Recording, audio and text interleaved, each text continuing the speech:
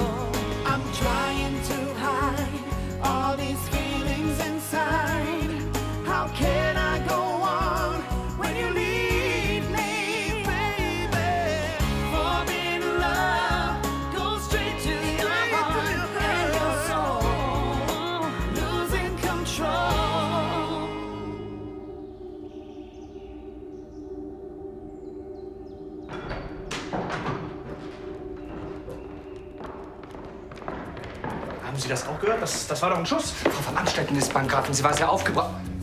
Die wird doch nicht. Justus! Oh mein Gott.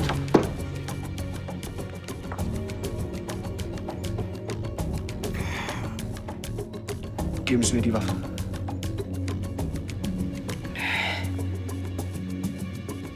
Glauben Sie mir, das hier ist nicht die Lösung Ihrer Probleme.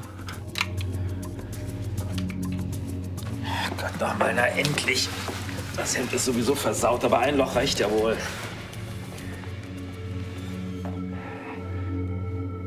Was ist hier aber passiert? Na was wohl? Die Irre hat versucht, mich umzubringen und fast hätte sie auch geschafft.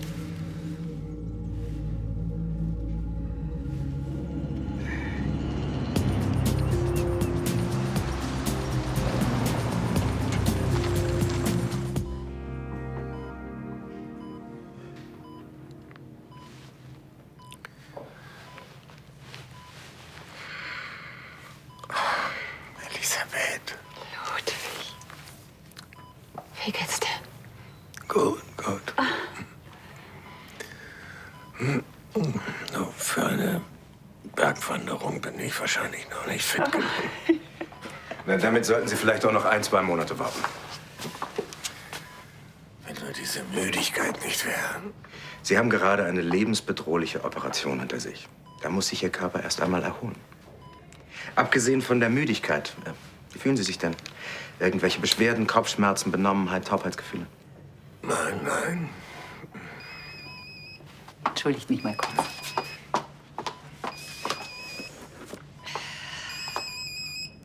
Ja, Justus. Gräfin, gut, dass ich Sie erreiche. Es ist etwas Schreckliches passiert. Oh, Moment, Justus, hier. Hallo? Hallo? Ist ganz schlechter Empfang. Ganz schlecht. Entschuldigt mich bitte.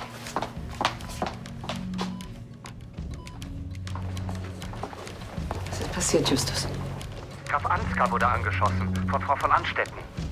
Angeschossen? Wie geht's ihm? Glücklicherweise ist Frau von Amstetten keine gute Schützin. Es war nur ein Streifschuss in den Arm. Entschuldigen Sie bitte vielmals, dass ich Sie gerade jetzt mit solchen Unannehmlichkeiten behellige. Nein, Justus, es ist alles gut. So. Erzählen Sie mir mal ganz genau, was passiert ist. Warum willst du denn keinen Arzt? Weil der bei einer Schusswunde sofort die Polizei einschalten würde. Denk doch mal nach, Schlauberger. Gar nicht nötig, das würde ich schon machen. Es sei denn, du nennst mir jetzt einen guten Grund, warum du sie nicht anzeigen willst.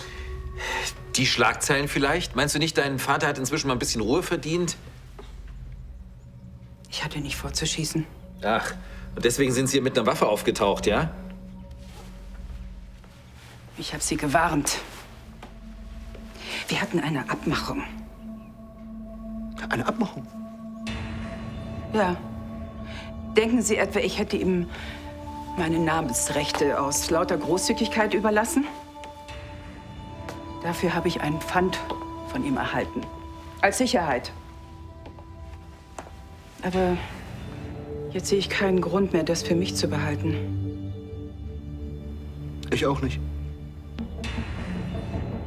Ihr werter Cousin spekuliert schon seit Monaten darauf, an die Macht zu kommen. Wollen Sie es ihm sagen?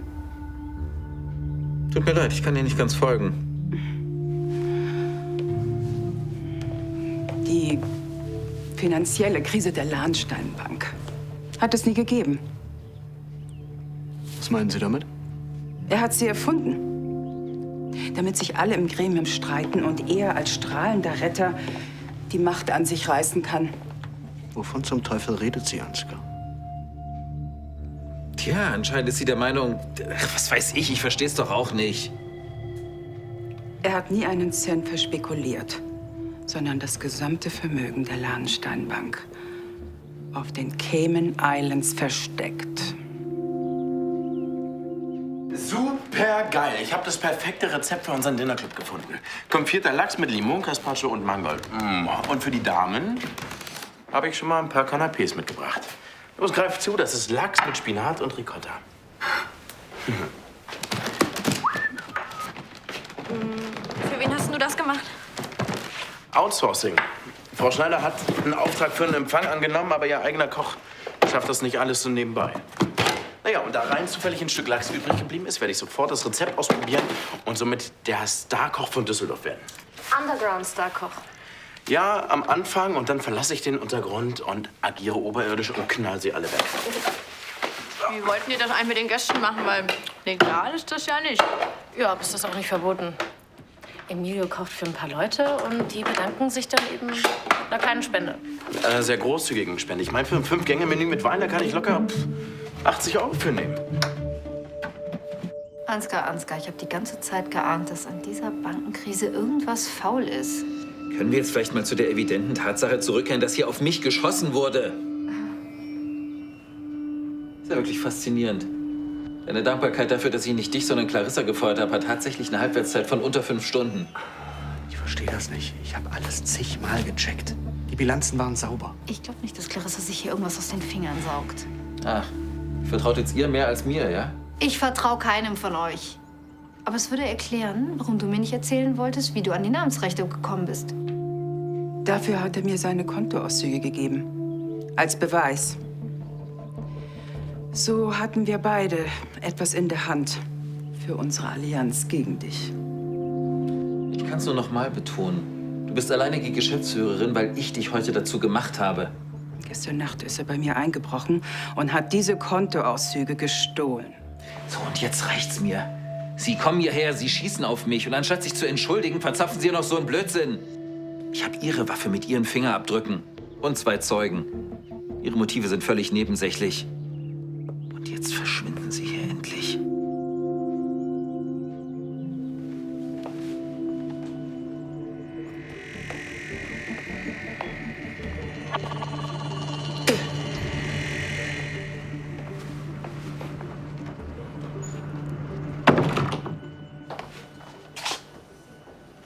Ich bin sehr zufrieden mit Ihnen. Ihr Blutdruck ist etwas zu niedrig, aber das ist unter den gegebenen Umständen völlig normal. Es ist sogar von Vorteil, dass sich das Gewebe nach der Operation erst wieder festigt. Keine Angst, ich habe nicht vor, Krafttraining zu betreiben. Das bedeutet vor allem kein Stress. Also im Klartext. Sollte ich hier irgendwelche Geschäftsunterlagen entdecken, dann werden diese sofort von mir oder Ihrer Frau konfisziert. Die Zeiten sind vorbei. Ich habe gelernt. Ich sehe dann später noch mal nach Ihnen. Danke, Dr. Mendes.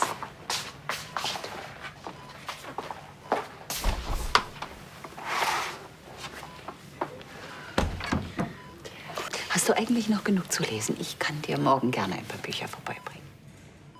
Mich würde viel mehr interessieren, was passiert ist. Was denn? Das Telefonat. Schlechte Nachrichten. Ach, das Telefonat? Nein. Justus hat sich nur nach deinem Befinden erkundigt. Ich soll dir gute Besserung von ihm ausrichten. Und deshalb bist du rausgegangen? Höflichkeit? Wollte die Untersuchung nicht stören. Außerdem hier hat man ganz schlechten Empfang. Ganz schlecht. Du hast ziemlich lange telefoniert. Ja, Justus wollte alles ganz genau wissen. Es ist nichts, wirklich. Außerdem hast du gehört, was Dr. Mendes gesagt hat. Du solltest dich jetzt ein bisschen ausruhen.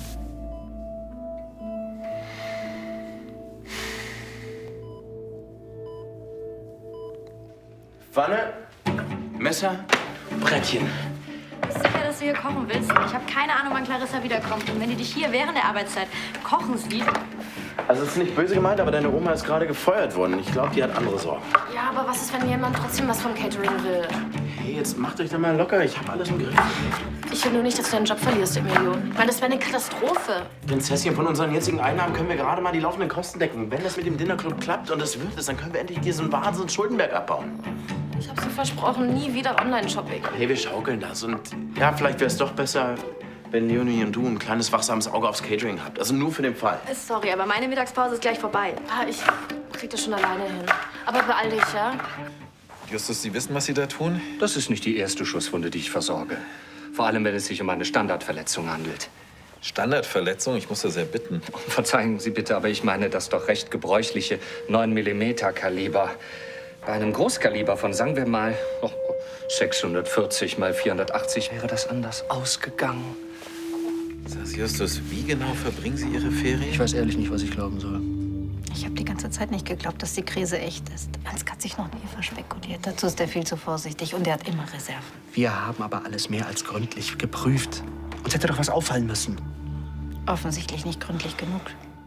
Fakt ist, Clarissa hätte niemals einfach so ihre Namensrechte hergegeben. Wir haben zweimal versucht, sie bei LCL rauszuwerfen. Damit hatte sie immer ein Druckmittel gegen uns.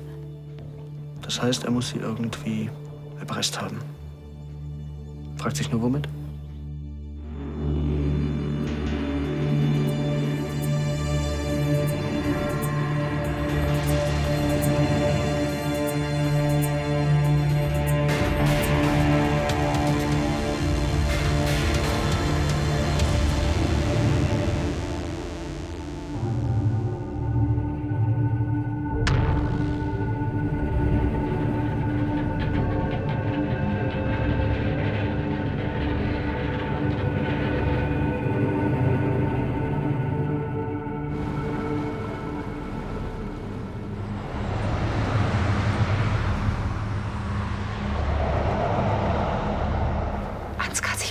Zusammengetan hat, da haben sicher die Richtigen gefunden.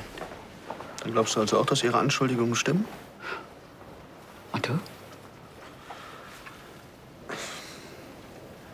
Ein großes Rätsel bliebe doch die enorme Geldsumme, die Ansgar irgendwie an allen Kontrollinstanzen vorbeigeschleust hätte. Ja, das ist schwer vorstellbar. Eben. Aber es ist möglich, Sebastian. Gott, wenn das tatsächlich wahr ist, dass Ansgar diese ganze Finanzkrise nur vorgetäuscht hat, um an die Leitung von Landstein Enterprises zu kommen. Das würde Vater nicht verkraften. Nee. Und einer gewissen Ironie würde es auch nicht entbehren. Zumal er mich damals nicht eingesetzt hat, weil er Angst hatte, dass Tanja einen zu schlechten Einfluss auf mich hat. Ist doch wahr! Wenn er damals schon gewusst hätte, dass Ansgar mit Clarissa unter einer Decke steckt, dann würden wir jetzt... Das ist schon gut.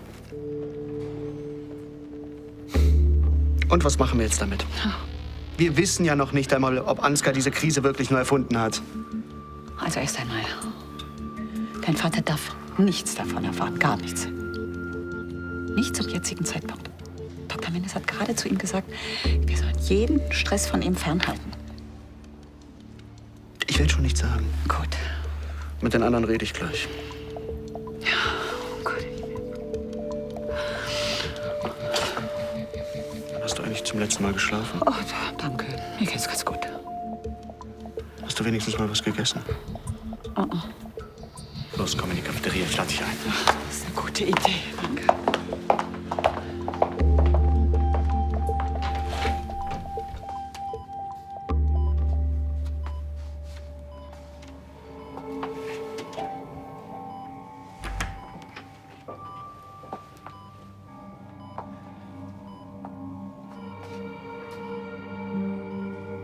Wo ist Elisabeth? Ehrlich gesagt, das weiß ich nicht. Wie geht's dir denn? Bist du hier, um dich nach meinem Befinden zu erkundigen?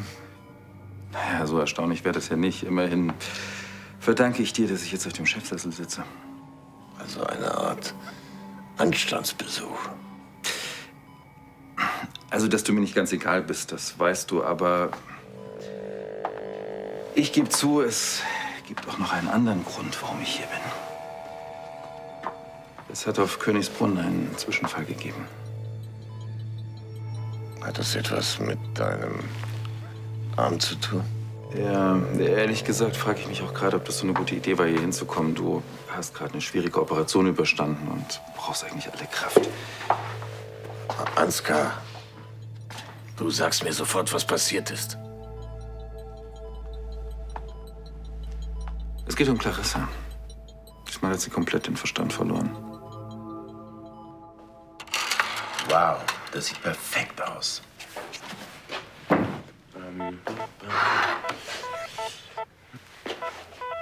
Hä? Ich bin gleich unten, Schätzchen. Ja, zur Sache, Schätzchen. Oh, Frau Schneider, hallo. Hi. Ja? Sie sind sicherlich da, um das Fingerfood abzuholen, richtig? Vor allen Dingen frage ich mich, wo du steckst. Ich bin im Waschraum. Wo sonst? Also ich bin gleich da, ja?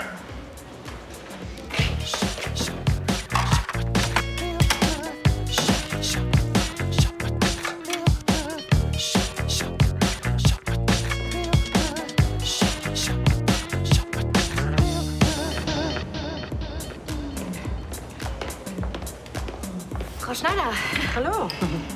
gerade war Emilio noch da. Ach ja. Die Lachshäppchen, die er für Sie gemacht hat.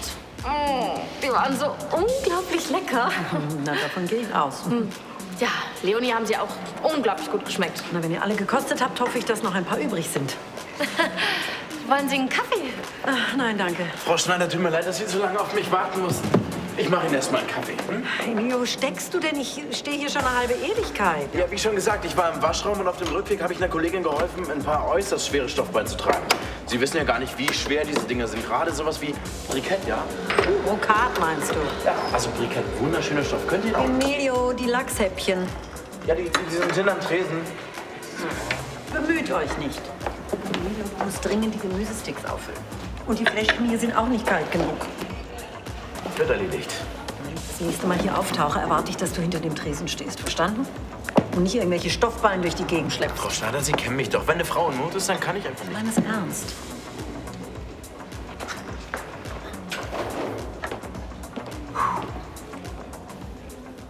Natürlich habe ich damit gerechnet, dass Clarissa ihre Kündigung nicht einfach so hinnimmt. Aber also, dass sie gleich mit einer Waffe auf mich losgeht, das war dann doch ein bisschen viel.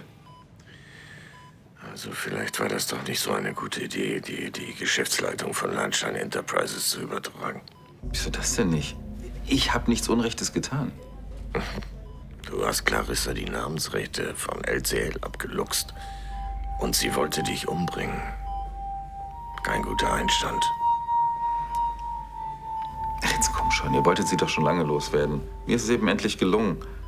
Und jetzt sagt bitte nicht, dass diese Kündigung nicht in eurem Sinne gewesen wäre. Damit hast du höchstens Tanja einen Gefallen getan. Mich würde vielmehr interessieren, was an Clarissas Anschuldigungen dran ist. Ja, nichts natürlich. Ich meine, das wisst ihr doch besser als ich. Ihr habt die Zahlen so oft durchgekämmt, dass ihr sie wahrscheinlich auswendig kennt. Aber wie kommt sie denn darauf? Und wie hast du denn ihr die Namensrechte abgeluchst? Sagen wir mal so, ich weiß ein paar Details über sie.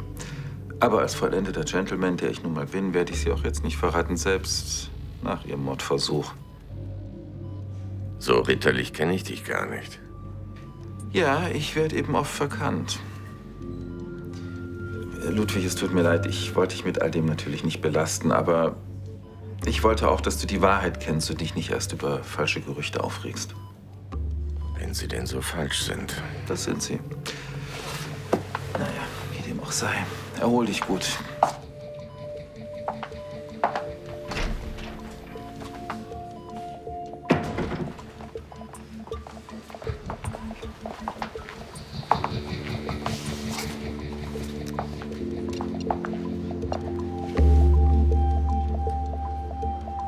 Clarissa? Wir müssen uns treffen.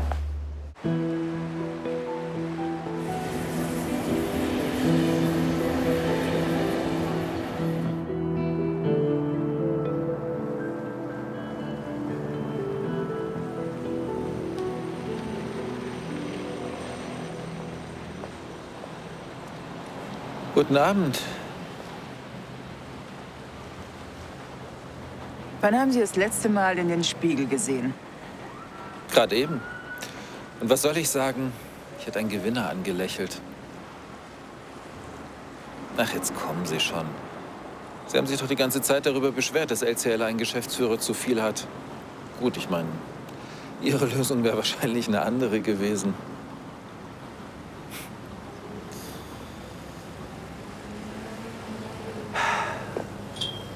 Herrliche Luft heute Abend. Spüren Sie das? Der Duft der Freiheit. Apropos, wenn Sie Ihre behalten wollen, sollten Sie sich mal langsam auf den Weg machen. Von Ihnen lasse ich mir gar nichts sagen. Ich denke schon.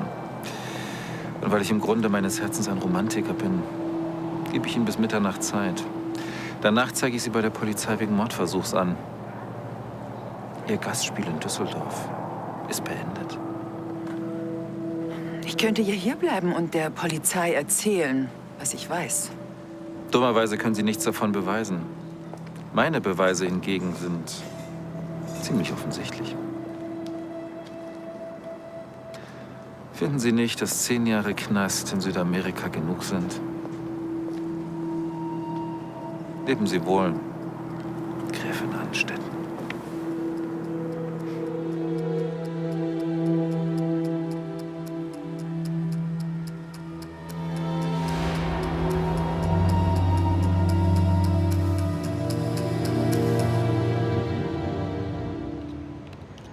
Das gibt's doch nicht. Hallo? Hallo? Mein Gott, wo bleiben Sie denn? Ich drücke hier schon eine halbe Stunde. Was ist denn los? Ich muss mal telefonieren. Das geht nicht. Dr. Mendes hat Ihnen strikte Bettruhe verordnet. Ja, wenn Sie wollen, dass ich mich nicht aufrege, dann bringen Sie mir jetzt sofort ein Telefon. Es ist dringend. Nein, das darf ich nicht. Tut mir leid. Also, das gibt's ja nicht. Dann besorge ich mir selber eins. Was machen Sie da? Ja, Lassen wenn Sie das. Ihren Job behalten wollen, dann Nein. bringen Sie mir jetzt hier... Ludwig, bist... Oh Gott, wer ist das? Ich habe nur kurz nicht hingesehen und da stand Frau Schneider schon da. Ich wollte dich ja anrufen, aber da hatte sie dich schon an der Strippe. Hey, es ist doch alles gut gegangen. Ja, aber trotzdem musst du aufpassen. Ich weiß, Frau Schneider mag dich, aber ja, alles lässt sie dir auch nicht durchgehen. Hey, sie konnte ihre Häppchen gleich mitnehmen und sie sind gut geworden. Zwar nicht so gut wie meine neueste Lachskreation da hinter mir, aber es ist gut geworden. Und nun präsentiere ich feierlich den ersten Hauptgang für unseren Dinnerclub. Da, da, da, da. Ach du Scheiße, das Fingerfood, was macht das denn? Frau Schneider, die hat die falsche Kiste mitgenommen.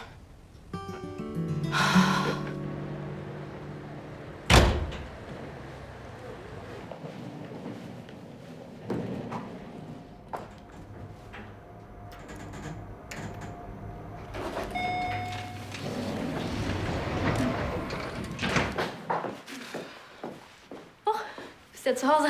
Ja, ich wohne hier. Ja, ich wollte nur kurz meine Noten holen. Gleich Coaching bei Marlene. Aber das kann ich natürlich auch absagen. Und du erzählst mir, was wirklich bei LCL passiert ist und warum du deinen Job los bist. Soweit kommt es noch, mich von meiner Enkelin bemitleiden zu lassen. Aber ich weiß doch, was dir die Firma bedeutet. Und du siehst so traurig aus. Wenn du nicht reden willst, dann wie wär's mit Ablenkung? DVD gucken? Ach, das ist lieb von dir. Ist wirklich alles in Ordnung?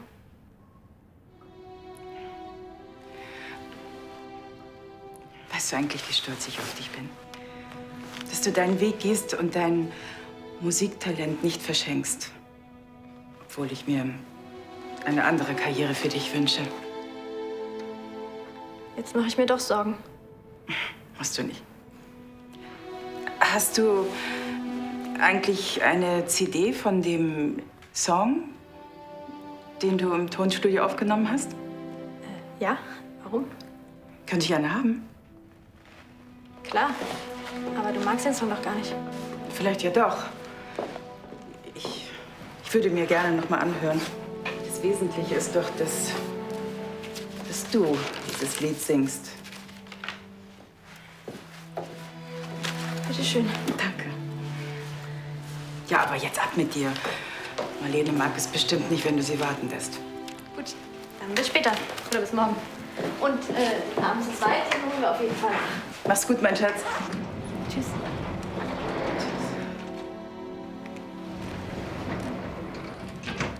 Pass gut auf dich auf. Ich weiß, du wolltest mich nur schonen, deshalb hast du mir nichts erzählt. Ich finde das vollkommen verantwortungslos von Ansgar, dich hier und jetzt mit all dem zu behelligen. Elisabeth. Weißt du, ich frage mich sogar, ob er es nicht ganz bewusst darauf angelegt hat, dass du dich aufregst. Im Moment bist du diejenige, die sich aufregt. Ludwig, was wäre denn passiert, wenn ich nicht rechtzeitig gekommen wäre? Du hast gerade absolut fahrlässig dein Leben riskiert. Ja, das wäre nicht passiert, wenn man mir das Telefon gebracht hätte. Wen wolltest du denn überhaupt anrufen? Na, Sebastian, wenn an Clarissas Vorwürfen etwas dran ist, müssen wir sofort handeln. Verstehst du nicht? Dann hätte ich einen unverzeihlichen Fehler gemacht, Ansgar einzusetzen. Nein, Ludwig, ich verstehe dich nicht. Ich verstehe nicht, dass du nicht bereit bist, dein Leben zu ändern, vor allem jetzt, wo es dir noch mal geschenkt wurde.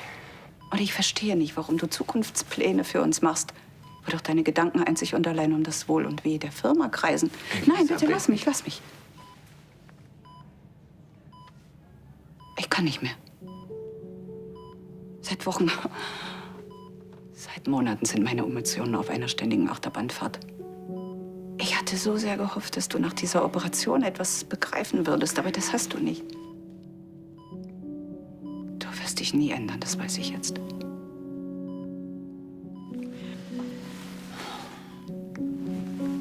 Ich komme morgen wieder. Schlaf gut, Ludwig. Ach ja. Hier. Damit du wenigstens liegen bleibst.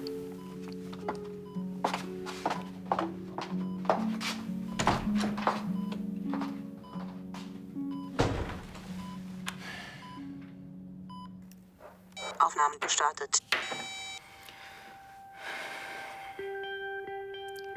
Liebe Leonie, lieber Timo.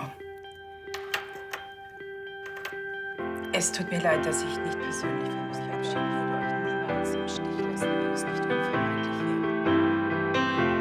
Ich weiß, ihr seid jetzt wütend und enttäuscht. Ich weiß, dass ihr wisst, ihr glaubt nicht Leaves are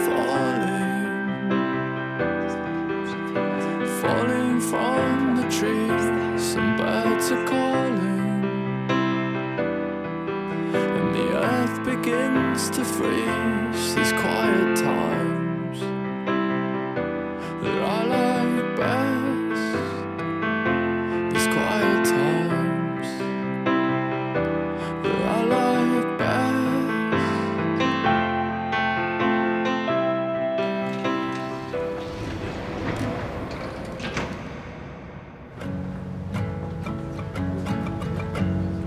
Ach, Emilio, perfektes Timing. Frau Schneider hat mir gerade gesagt, ich soll mal nachhaken. Das Fingerfood? Ja, ich bring's am besten gleich zu Javier in die Küche. Das mache ich. Du bist dort verabredet. Emilio, setzt euch doch.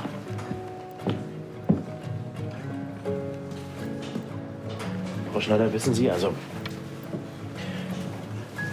Danke für diese kulinarische Köstlichkeit. Oh, Sie meinen den Lachs mit Limongaspacho? Was denn sonst? Ich muss sagen, ich habe schon lange nicht mehr so etwas Feines gegessen. Und du weißt, Xavier versteht sein Handwerk. Ich wollte Ihnen einfach mal zwischendurch eine Freude machen. Emilio, mach es nicht noch schlimmer und lüg mich an. Bitte? Naja, für wen auch immer du das gezaubert hast, für mich auf jeden Fall nicht. Es war nur ein Zufall, dass ich die falsche Box erwischt habe. Ach, apropos, das Fingerfood hast du hoffentlich mitgebracht. Ja, es ist in der Küche. Na, da hast du ja Glück, dass ich es erst zu einer Mitternachtssoiree brauche. So, und jetzt möchte ich wissen, weshalb du in deiner Arbeitszeit heimlich so eine Köstlichkeit zauberst. Und ich gebe dir einen Rat, Emilio. Sag die Wahrheit.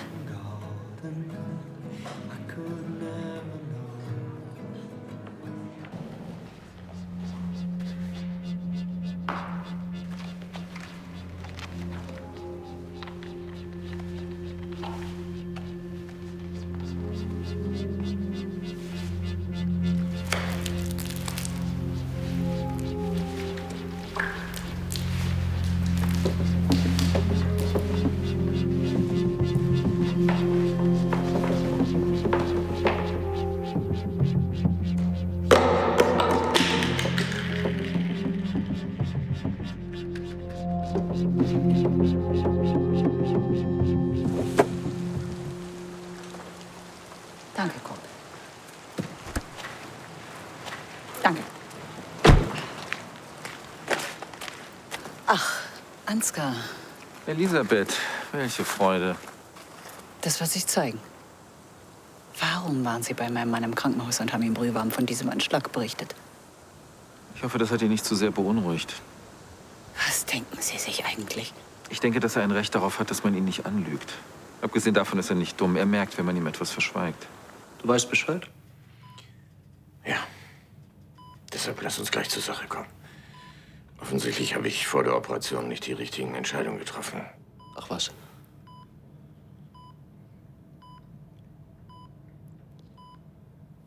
Dann gehst du also auch davon aus, dass an Clarissas Anschuldigung was dran ist, ja? Ja. Und ich möchte, dass du der Sache nachgehst. Wenn es Konten auf den Caymans gibt, dann finde ich das auch raus. Verlass dich drauf.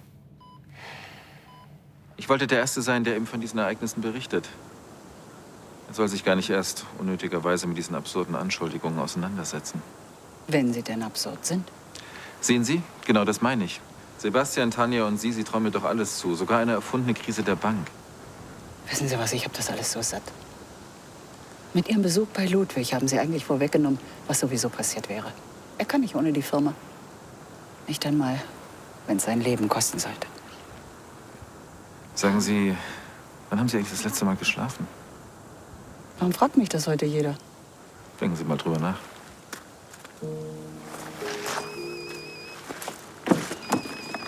Hallo, Kurt.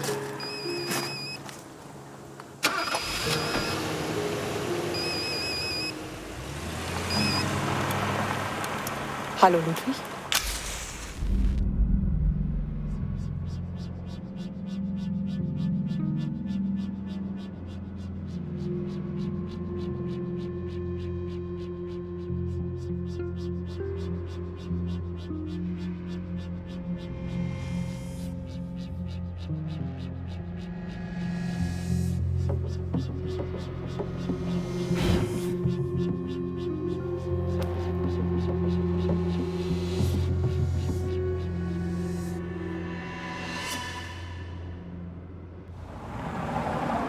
So, jetzt wissen Sie alles. Das Catering füllt dich also nicht aus. Nein, so hat er es nicht gemeint, wirklich. Sie können bei LCL jeden fragen. Alle sind total begeistert von Emilius Service. Ja, wirklich, also wenn ich was mache, dann hänge ich mich da voll rein. Und ich stehe wirklich 100%ig dahinter. Außer heute. Darf ich? Danke. Bitte. Dass wir den Dinnerclub so schnell wie möglich starten wollen, hat mehrere Gründe. Wir stehen gerade finanziell nicht so gut da. Frau Schneider, könnten Sie das Ganze nicht einfach vergessen? Emilio versichert Ihnen, dass er sich nur noch in seiner Freizeit um den Dinnerclub kümmern wird. Ja, absolut. Trotzdem sehe ich schwarz für unsere weitere Zusammenarbeit. Das heißt, Sie feuern mich? Nein. Aber? Naja, ich stelle mich schon mal darauf ein, dass du demnächst mit deinem Dinnerclub alle Hände voll zu tun haben wirst. Denn wenn du so für deine Gäste kochst, dann muss diese Idee ein Erfolg werden. Ja, in Berlin hat es auch funktioniert. Ja. Frau Schneider, Sie wissen schon, dass das Ganze nicht legal ist. Also, Sie sind ja selbst Restaurantbesitzerin und... Ja, gerade deshalb weiß ich ein exzellentes Menü in ausgefallener Ambiente zu schätzen. Wobei ich natürlich bei so einer verbotenen Veranstaltung noch nie dabei war. Aber ich habe viele betuchte Freunde, die da ganz bestimmt Interesse haben. Nehme mich einfach in deine Mailingliste auf und ich gebe dann die Informationen an die richtigen Leute weiter. Mailingliste? Ah, lass mich raten. Bisher ist deine Planung über das Menü noch nicht hinausgegangen. Danke, dass du so spät noch gekommen bist. Du machst schon wieder Termine? Nein, eine Sammlung von Ideen. Willst du mal sehen?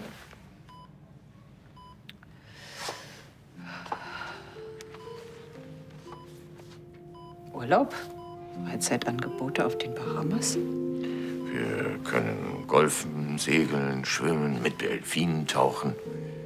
Auf alle Fälle sollten wir nach Florida, Miami, Key West mit dem Cabrio an der Küste entlang. Ich verstehe nicht ganz. Wir holen unsere Hochzeitsreise nach. Oder willst du nicht mehr auf die Bahamas? Doch, ja. Aber was ist mit Ansgar und der Firma? Das soll nicht mehr unsere Sorge sein. Ich habe dir versprochen, dass ich meine Zeit nur noch mit dir verbringe. Und ich kann mir nichts Schöneres vorstellen. Denn ich liebe dich.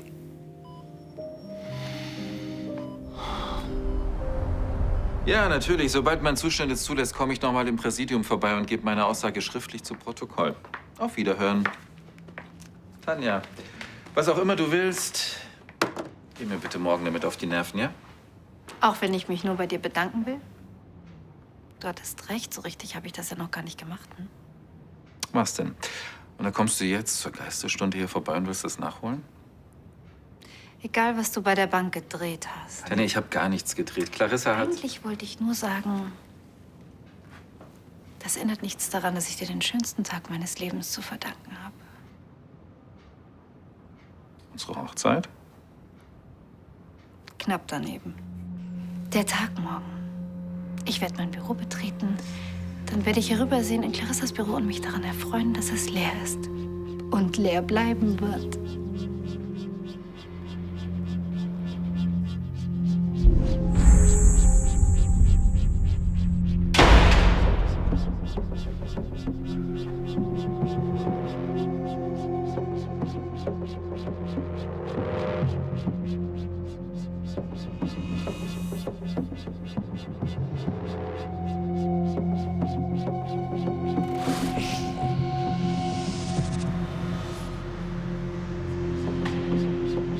Ich gehe, aber ich lasse dir etwas zurück. Angst. Spürst du sie schon?